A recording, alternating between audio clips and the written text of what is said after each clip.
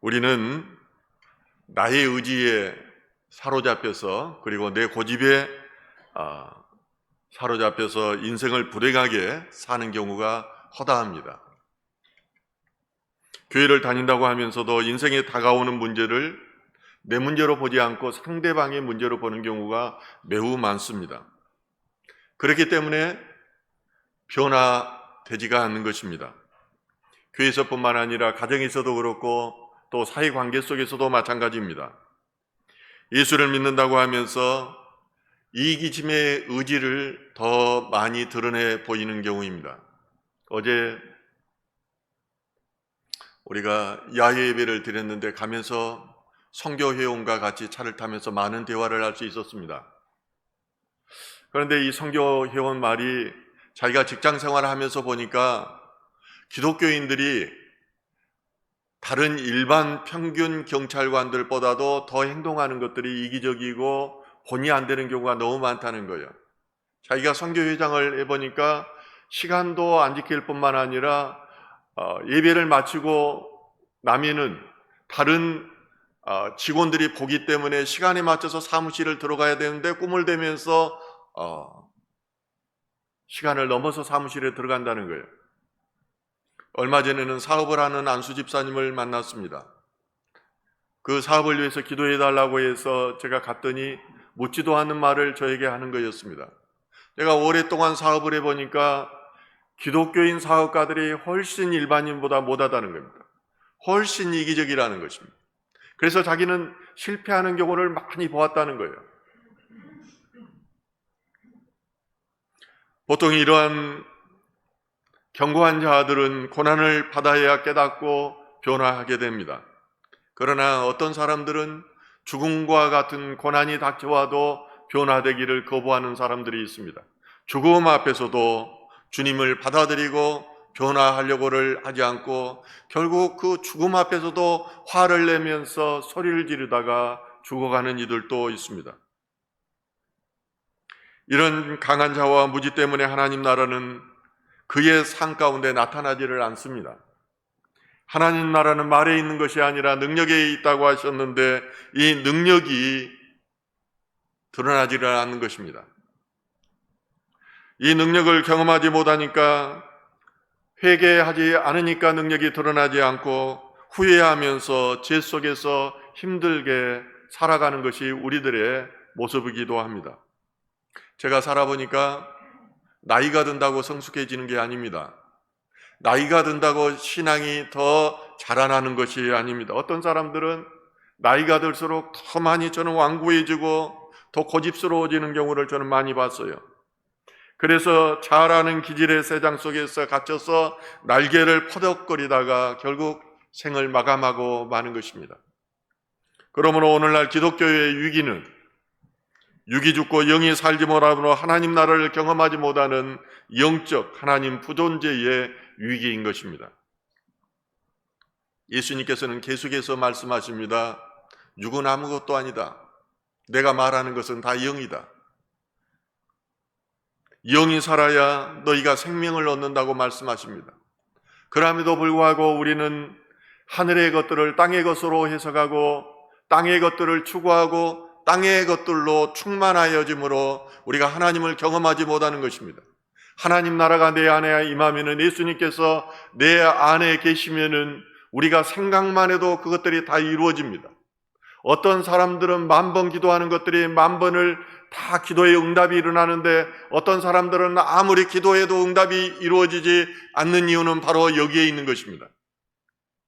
오늘 본문은 요셉의 아버지 야곱이 사망한 뒤에 그의 가족에 가는 가족사에 관한 이야기입니다.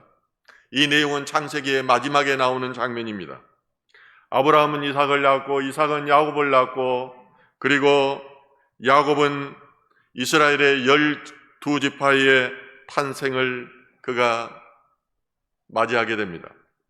야곱의 인생은 그가 바로왕 앞에서 고백했던 것처럼 파란만장한 것이었습니다.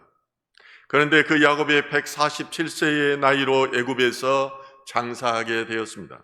문제는 그의 아들들입니다. 야곱이 아들들이 공모하여서 요셉을 죽이려고 했고 지나가는 상인에게 그를 노예로 팔아버린 과거가 있었던 것입니다. 현재는 상황이 바뀌어서 그의 동생이 애굽의 총리가 되었으며 그의 형제들은 그의 앞에서 죽은 자와도 같았습니다. 아버지가 계셨을 때에는 아버지가 그늘이 되어서 원수를 보복하지 못했지만은 아버지가 돌아가시자 그들은 이제 두려웠던 것입니다. 그래서 창세기 5장 15절은 이렇게 말합니다. 요셉의 형제들이 그들의 아버지가 죽었음을 보고 말하되 요셉이 혹시 우리를 미워하여 우리가 그에게 행한 모든 악을 다 갚지나 아니할까 하고, 이와 같은 불안감과 두려움은 우리 인간에게 내재되어 있는 상황입니다. 특별하게 기질상으로 우울증과 그리고 점액질인 사람들에게 늘 이런 불안감이 있습니다. 이러한 감정들이 사람과의 관계를 힘들게 만듭니다. 그런데 이러한 감정들은 죄를 지은 인간에게 나타나는 특성입니다. 아담의 후손에게 나타내는 이런 근심, 걱정이 그들 안에 있는 것입니다. 요셉의 형들은 사람을 보내서 아버지 야곱의 유언을 전합니다. 그것은 내 형들이 내게 악을 행하였을지라도 이제 그 허물과 죄를 용서하라는 내용이었습니다. 아버지가 죽어가면서도 그 자녀들이 걱정되었던 것입니다. 이 말을 듣고 요셉은 슬피 울었다고 성경은 기록합니다. 그런데 그 다른 아들들 11형제가 이제 요셉의 그 울음의 의미를 알지는 못합니다. 정말로 복수심에 불타서 우는지 정말로 아버지의 유언을 받아들여서 우는지 알 수가 없었기 때문에 더욱 불안감이 더해지는 것입니다. 요셉은 만감이 교차했을 것입니다. 자신이 형제들을 자신을 죽이려고 구덩이에 놓고 자신이 울부짖을 때 그 형들은 태평스럽게 밥을 먹고 있었습니다. 살려달라고 예언하는 피부치 동생을 상인들에게 노예로 팔아버린 매정한 형들이었습니다. 그 일로 인해서 요셉이 겪어야 됐던 고통과 고난은 이루 말할 수 없었습니다. 자신 안에 있는 이런 감정이 올라오자 요셉은 울음을 터뜨렸던 것입니다. 요셉이 울었다는 소식을 전한 형제들은 불안감 때문에 이제 다시 직접 요셉 앞에 나가게 됩니다. 그리 요셉 앞에 친히 엎드려 간구하기를 우리는 당신의 종이라고 말합니다. 그러니 종처럼 우리를 다스리라고 말을 합니다. 이 장면에서 요셉이 무슨 생각을 했겠습니까? 창세기 37장에 보면 요셉의 꿈 이야기가 나옵니다. 37장 7절과 8절 같이 한번 읽겠습니다. 우리가 밭에서 곡식단을 묻더니 내 단은 일어서고 당신들의 단은 내 단을 둘러서서 절하더이다. 그의 형들이 그에게 이르되 내가 참으로 우리의 왕이 되겠느냐 하고 그의 꿈과 그의 말로 말미암아 그를 더욱 미워하였더니, 하나님 앞에서 꿈꾸는 자였던 요셉은 이 장면을 보면서 하나님의 꿈이 성취되어오는 장면을 그는 연상했을 것입니다. 늘 하나님이 주신 꿈을 생각하면서 고난 가운데서 그 꿈이 이루어질 것을 바라보면서 그는 지금까지 견뎌왔는데 이 꿈의 이야기가 자신 앞에서 이루어지는 것입니다. 그러므로 요셉은 형들에게 두려워하지 말라고 말합니다. 지금까지 있었던 모든 일들이 형들의 잘못이 아니라 하나님께서 하셨다는 것입니다. 당신들은 나를 해하려고 하였으나 하나님은 그것을 손으로 바뀌사 오늘과 같이 만민의 생명을 구원하게 하셨다고 말을 합니다.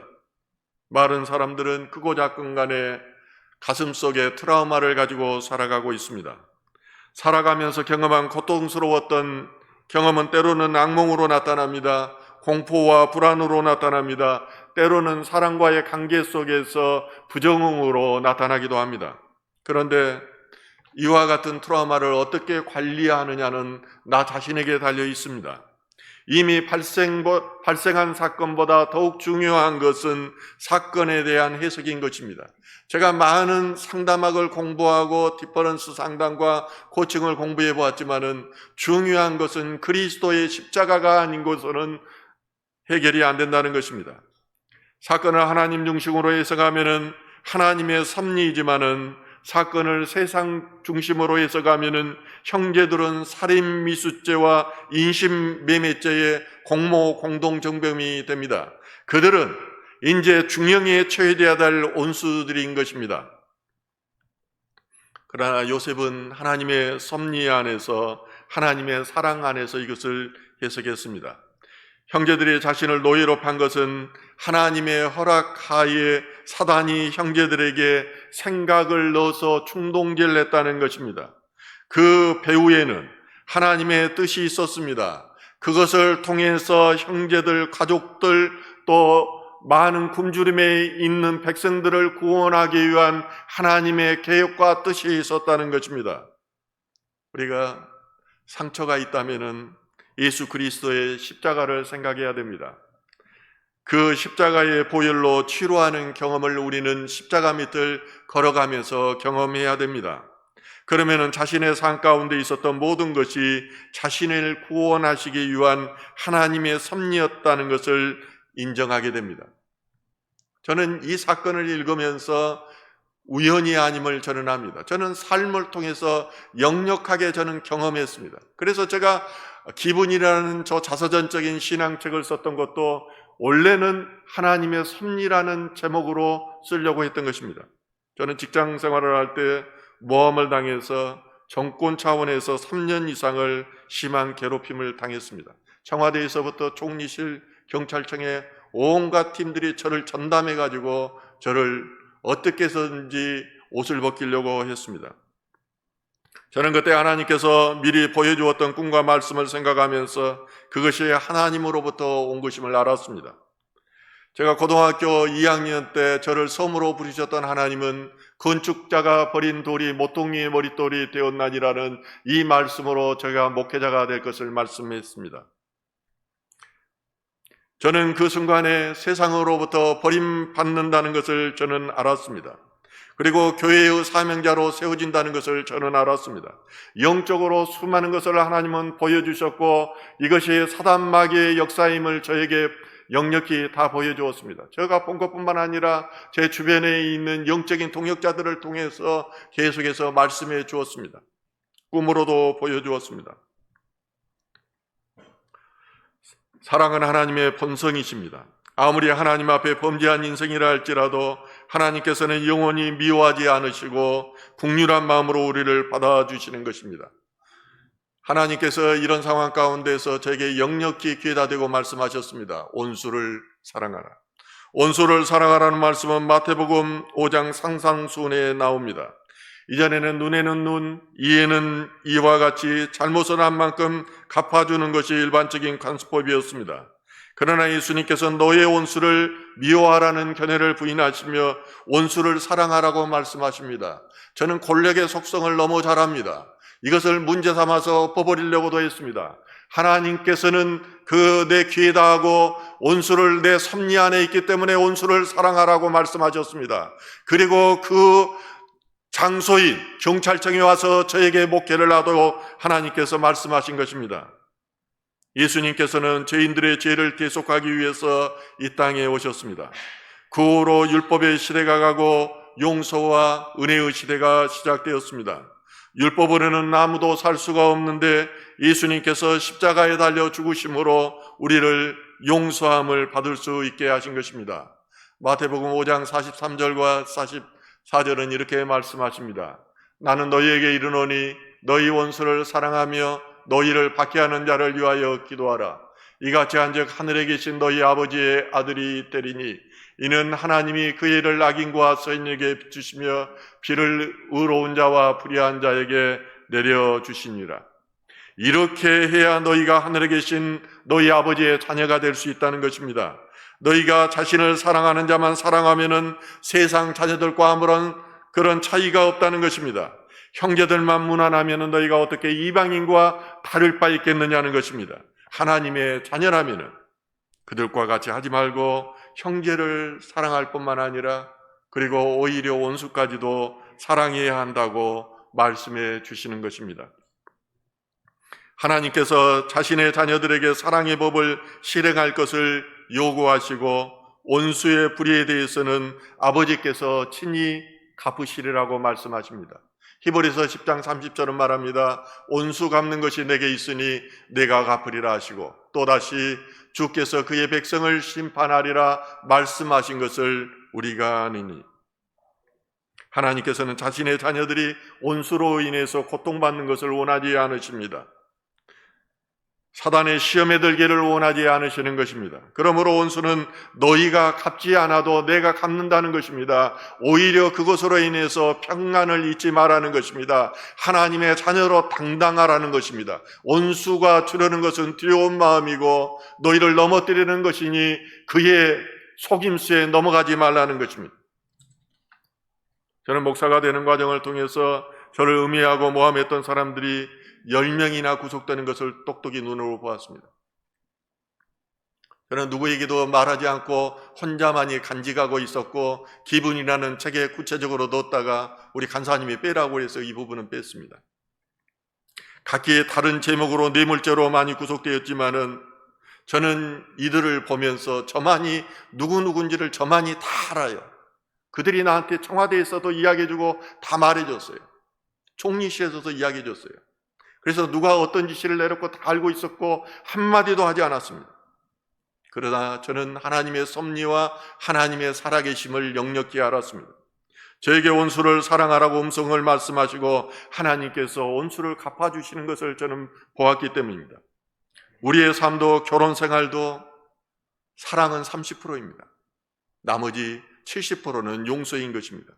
모든 것이 옳고 사랑스러워서 사랑하는 것이 아니라 예수님 때문에, 우리의 부족함 때문에 우리는 사랑하는 것입니다. 우리는 도저히 용서받을 수 없는 존재들이었지만은 예수 그리스도로 인하여 용서받고 천국 소망을 가지게 되었습니다. 우리는 그러므로 이웃을 용서하고 이웃을 사랑해야 하는 것입니다. 그러나 우리는 오늘 본문을 통하여 확실히 알아야 될 것이 있습니다. 그것은 요셉의 용서가 형제들의 회개를 전제로 한 것이라는 사실입니다. 회개가 없는 용서는 진정한 용서가 아닙니다. 요셉도 형들이 과연 회심하고 변화되었는지를 시험하였습니다. 자신이 형제로 인해서 억울한 삶을 살았던 것처럼 형들에게 도죽의 누명을 씌워서 그들의 반응을 보았습니다.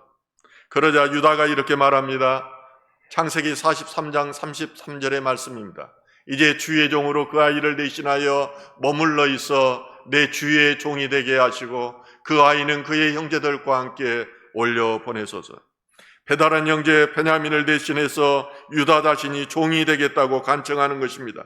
이런 간청은 진정한 회개가 없이는 나올 수 없는 그런 고백인 것입니다.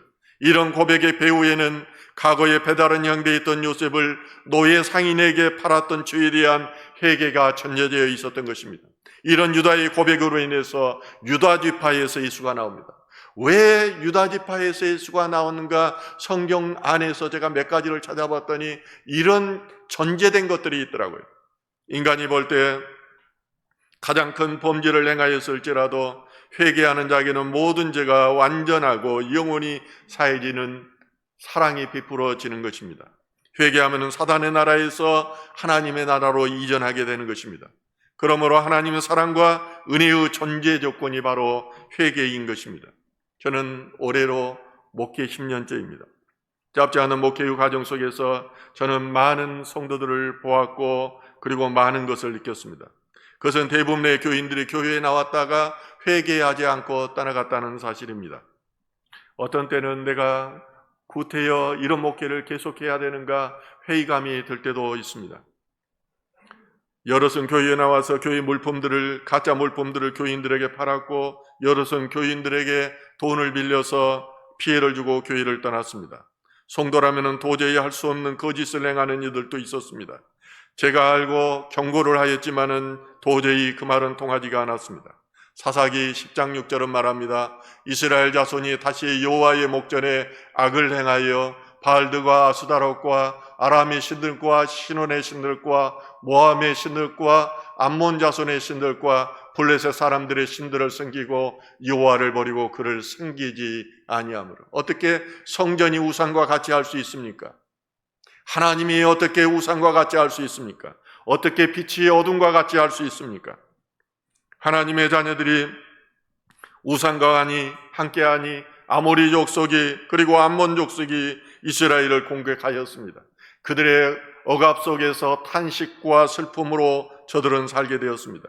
그러자 이스라엘 백성들이 하나님 앞에 회개하며 고백합니다. 우리가 범죄하여 싸우니 주께서 보시기에 좋은 대로 우리에게 행하시려니와. 우리의 죄에 대해서 화가하시라는 것입니다. 오직 그러나 우리가 고아옵나니 오늘 우리를 건져내옵소서. 이 비통한 상황 속에서 우리를 건지소서라고 말합니다. 하나님의 나라는 회개하는 자에게 임하는 은혜의 역사입니다. 이스라엘이 진정으로 회개하며 여호와께 구할 때 하나님께서 그들을 받아주시고 은혜를 베풀었던 것입니다. 이처럼 회개하는 자만이 예수의 피로 구원받아 천국에 가게 되는 것입니다. 우리는 어떤 이유로 교회에 나옵니까? 내 문제, 경제적인 문제, 자녀의 문제, 이 상황을 해결해 달라고 교회에 나옵니까? 진정으로 그것은 본질이 아닙니다. 저에게도 마찬가지입니다. 그러함에도 불구하고 예배를 드리며 은혜의 자리로 나아가는 것은 우리가 천국을 소유하는 것입니다. 영이 살아서 영원한 구원 가운데에 하나님 나라에 이르기 위해서 우리는 예배를 드리고 기도하고 사랑하는 그 이유인 것입니다. 예수님께서는 자신을 3번이나 부인하였던 베드로를 다시 쓰시기 위해서 나를 사랑하느냐라고 3번이나 물으십니다. 왜 묻습니까? 회개할 기회를 주는 것입니다. 그러므로 베드로가 천국 열쇠를 소유하게 하셨던 것입니다. 이처럼 하나님께서는 회개하는 자에게 구원해 주실 뿐만 아니라 그리고 영화로운 자리에 앉게 하십니다. 오늘 본문의 내용이 영화에 관한 것입니다. 오직 회개하는 자만이 천국에 이를 뿐만 아니라 오른쪽에 앉으신 예수 그리스도 그와 함께 영화를 누리게 된다는 것입니다. 요셉의 형제들은 동생 요셉의 판 것을 진심으로 회개하였습니다. 저는 짧은 시간에 다 말할 수 없지만은 창세기 42장 이하에는 그런 마음들이 곳곳에 드러나 있습니다. 요셉은 이런 형들의 진정성 있는 회개의 모습을 보고 혼자 통곡했습니다. 그 결과가 어떠합니까? 요셉은 형제들을 거둬들였으며 심지어는 형제들의 자녀들까지도 손수 입을 것과 먹을 것과 기거할 깁을 주어서 보살폈습니다. 오늘 본문 22절은 이렇게 말합니다. 요셉이 그의 아버지의 가족과 함께 애굽에 거주하며 110세를 살며, 형제들과 110세를 산다고 말하지 않습니다. 아버지의 가족과 함께 산다고 말합니다. 각각 그 형제들은 배다른 형제들이었고 그들은 자기의 어떤 면에서는 자기에게 고난과 고통에 살게 했던 것입니다. 아버지의 형제들이지만은 온수들이었지만은 그들의 회개하며 나옴으로 그들은 요셉과 같이 110세를 살았습니다. 요셉과 같이 살았다는 것은 애굽 2인자로서의 삶과 그리고 행복을 누리며 영화를 누리며 살았다는 것입니다. 자신들뿐만 아니라 그의 자녀들까지도 회개하여 온수로 사랑하라는 그 말씀의 실행을 받은 자로 그들은 여호와를 누리며 살았던 것입니다. 우리는 우리의 죄로 인해서 죽을 수밖에 없는 존재들입니다. 그런 존재들이 이렇게 예배를 드릴 수 있다는 것은 은혜가 아니고서는 도저히 설명을 할 수가 없습니다. 그럴 뿐만 아니라 우리는 천국의 소망을 가질 수 있습니다. 본질이 여기에 있습니다. 이 땅에서 좀 더 잘 먹고 잘 살면 어떻게 됩니까? 그것보다 더 중요한 것, 영이 살아서 우리는 천국을 소유했다는 것입니다. 이것 때문에 우리는 어떤 상황 가운데서도 평안을 누릴 수 있는 것입니다. 예수님 가시고 나니까 그 제자들이 얼마나 두려웠겠어요. 벌벌 떨고 있는데 계속해서 예수님께서 말씀하시는 것은 그거예요. 평화 샬롬이에요. 평안하냐? 평안하라. 평강하뇨? 너희들에게 이 땅 가운데서 먹고 마시고 그 누리는 것보다 더 중요한 것, 영원한 것, 이것이 있는데 그것이 영생이라는 거예요. 요한복음 17장 5절은 이렇게 말합니다. 아버지여, 창세전에 내가 아버지와 함께 가졌던 영화로서 지금도 아버지와 함께 나를 영화롭게 하옵소서. 우리가 주님의 은혜로 구원을 받았으니 예수님 안에 있어야 됩니다. 예수님 안에 있으면 하나님 안에 있는 예수와 함께 하나님의 자녀로서 영원한 영화를 누릴 수가 있는 것입니다. 왜냐하면 우리는 예수가 아니고서는 하나님 앞에 들어갈 수가 없습니다. 예수님이 하나님 앞에 있고 하나님이 예수 안에 있었던 것처럼 우리가 예수 안에 있으면은 예수님이 우리 안에 있게 되고 우리가 하나님 안에 있게 되는 것입니다. 그래서 예수 없이 우리는 구원을 받을 수가 없는 것입니다. 그렇게 되시기를 주님의 이름으로 축원드립니다.